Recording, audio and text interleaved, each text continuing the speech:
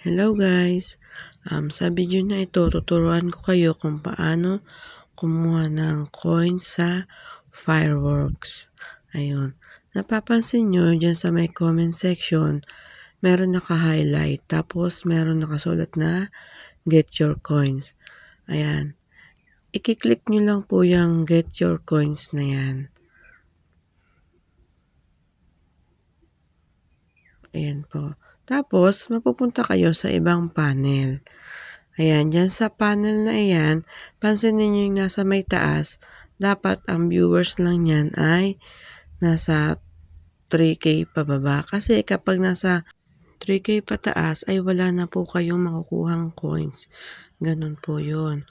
Kaya, ang gawin nyo po, balik na lang uli kayo sa panel na inupuan nyo, intay uli kayo na may dadaan ng fireworks. Ganun po. At ayan naman po, check natin kung madadagdagan ng ating coins. Ayan, 0 pa lang siya.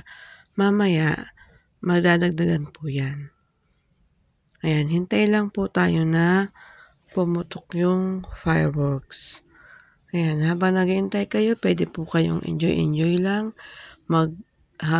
Mag-gambol. Malaki rin po ang balik nun. Minsan pala may nadaan dyang sasakyan. Parang hudyat na papalapit na yung fireworks. Ngayon, walang dumaan eh. Ayan, ganyan lang po ang pag-iintay na pumutok yung fireworks. Ayan na po. Ayan na po yung sinasabi kong hinihintay nating fireworks na puputok. At check po ulit natin kung may laman na. Ayan po, nadagdagan na po yung ating coins. At balik na lang po ulit kayo sa inyong panel na inupuan. Tapos, dyan sa may comment section, hintay lang po ulit kayo na may dadaan na get your coins. Ayan, meron po ulit dumaan. I-click lang po yung get your coins at mapupunta po kayo ulit sa ibang panel. Ganun lang po yun, paulit-ulit lang po. At dyan, kung naiingayan kayo, i-off nyo po yung sounds habang nag-aantay. At lagi nyo po titingnan yung taas kung nasa 3,000 pababa lang yung viewers.